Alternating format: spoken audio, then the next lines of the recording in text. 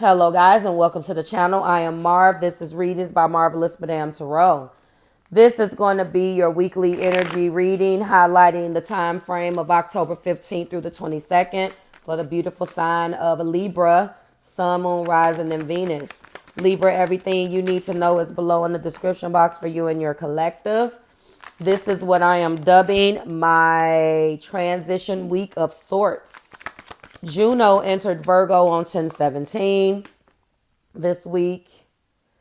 Mercury entered Scorpio on 10/22 this week. Midpoint between, this is the week that is midpoint between two eclipses. So we're going to feel like we got, hit by a bulldozer. That's a terrible thing to say, but we may feel a little overwhelmed. Let me keep it clean because we're ending one eclipse, have a week that has a Mercury Cazimi square Pluto taking place between the 18th and the 21st. And then gearing up for next week's eclipse, that week is going to end an eclipse. So it's like we're still dealing with one, but preparing for another. And smack dab in the middle of that, we have a Mercury Cazimi square Pluto. For you, Libra, of course, the Cazimi is happening in the first house, but it's squaring Pluto in the fourth. All right. With that being said, Venus is still in Virgo, October 8th through November the 8th. So you could have saw a change in your relationships when this happened. For you, Libra, this hit you in the 12th house. All right. We lead with 5 cups. Heart place shows Knight of Cups. And we end with 2 of Swords. Let's break this down. So we're leading this energy with an energy of sadness and grieving something that is over. Something that has come to a close. However, in a 5 of Cups type energy, you have to remember that you are looked at upon crying over spilled milk. Why? Because the imagery is depicting 2 cards that are still up, and that maybe this isn't as bad as you had thought it was. 5 of Cups also is, again, it could also be disappointment. We don't necessarily lose anything all the time with this card. I think a lot of the times, Libra, it's talking about, it could definitely talk about grief, loss, but more importantly, in this case, when I'm looking at the cards that surround it, it's maybe sadness and disappointment. The card does show a man kneeling over 3 knockdown cups. And remember, he's so absorbed in his loss that he doesn't see that he has 2 upright cups behind him because he's not looking behind him. He is missing the opportunities that are still available to him. All right. This card reminds us that grief is a natural part of life. It is normal to grieve over disappointments and failures. So in this particular case, because we're leading with feelings, you to them or them to you, this is all about feeling sad. There is a period of mourning between you and another person. This person could be so deep within their feelings that they're finding it hard to even look toward the positives at the moment. They are overlooking what is still salvageable and what has been survived. Okay. Filled with regret, so forth and so on. That's still in the heart place of this. They still may feel, when I'm looking at the Knight of Cups, that they want to continue to move forward and still reach out to you, because they're so in their feelings that they have unrealistic expectations about this love. They feel like you're the perfect partner. But what will they think when they realize that you're just a human being? So this is a person that may be idealizing love other than looking at the actual realism in it, because they feel sad about losing you. But in their heart, they still feel very much so like they can have you, which is completely retarded. I'm sorry. Then when we come to this 2 of Swords, they've blocked their damn feelings out at the same time. So this feels like a very, I don't know who you're dealing with, but this person, they're stuck between decisions, basically. They feel very indecisive. On one hand, they feel very much so, a Knight of Cups towards you. On the other hand, though, they feel like they need to leave you alone. If you were the one that broke up with them or broke this off, Libra, this person doesn't know how the hell they're feeling. Or because you are the sign that people loves to put the indecisiveness on. Maybe this is you, that you're sad over something that you had to do, but you still have love in your heart for this person. Everything I just said still applies. So you don't know whether you want to move forward or backward. You may be feeling a lack of clarity on what to do next, or even maybe in denial. Either way, this is a stalemate situation. No matter what this person does, they feel like they can't win, or you may be feeling the same thing. The past indicates the Hermit energy. The present indicates the Fool.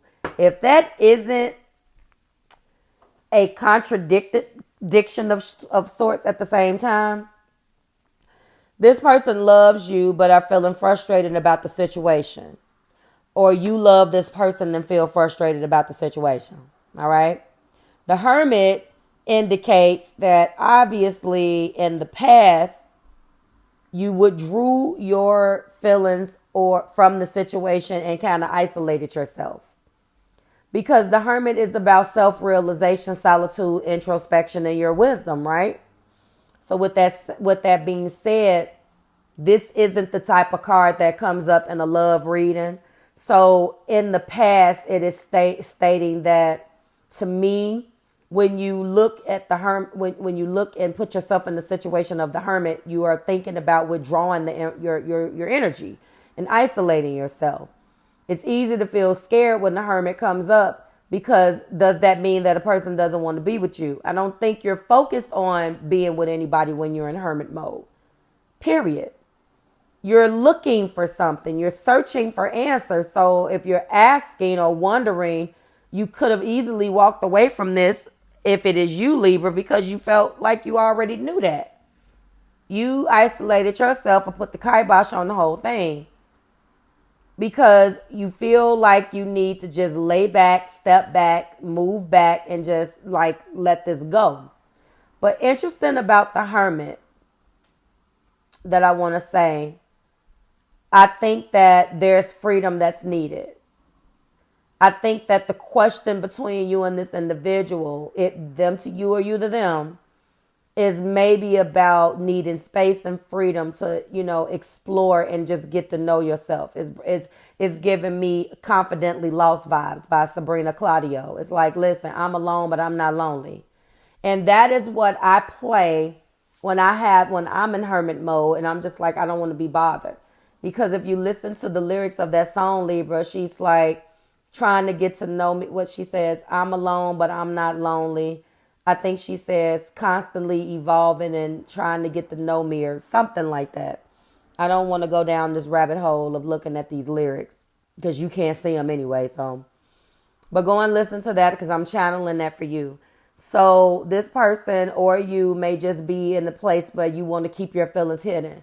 This may be this person. They may feel shy. They may feel like that they can't share their deepest feelings and that it's safer for them to hide them in their heads or intellectualize them. They feel that it's safer for them to hide in their heads or intellectualize an emotional problem rather than to just feel it. They want a deep connection, but they're scared because they don't want to feel vulnerable. So you and this person are at a crossroads. That's where you are.